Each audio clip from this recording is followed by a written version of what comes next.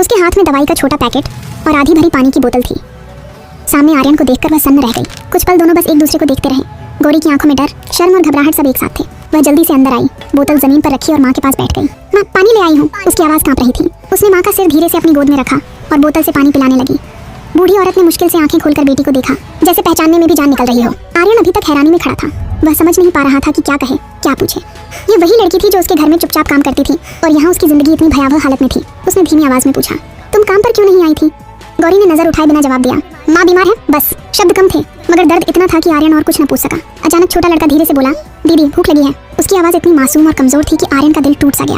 गौरी ने उसका सिर सहलाया। बस अभी कुछ लाती हूँ। मगर वह जानती थी कि झोपड़ी में कुछ भी नहीं है। आर्यन ने चारों तरफ दोबारा देखा। सच में खाने की कोई चीज नहीं थी। उसे याद आया कि वह घर से सिर्फ मोबाइल और वॉलेट लेकर आया था। उसने जेब से पैसे निकालकर गौरी की तरफ बढ़ाए। ये रखो, कुछ खाना ले आओ। गौरी तुरंत पीछे हट गई, जैसे पैसे छूना भी गलत हो। नहीं साहब, मैं संभाल लूंगी।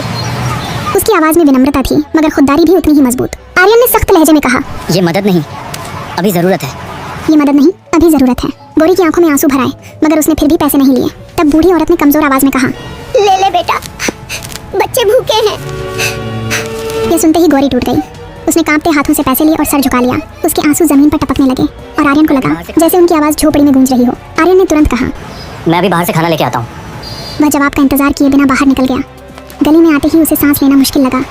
अभी कुछ देर पहले जो दुनिया वह छोड़कर आया था, अब वह दुनिया बहुत दूर लग रही थी। उसने पास की दुकान से जितना सामान मिल सका सब खरीद लिया। चावल, दाल, दूध, ब्रेड, बिस्कुट, खिल, दवाइयाँ।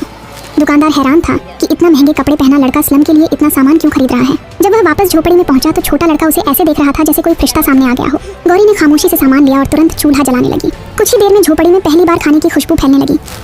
बूढ़ी माँ की आंखों में भी हल्की चमक लौट आई और छोटा भाई चुपचाप बैठकर इंतजार करने लगा।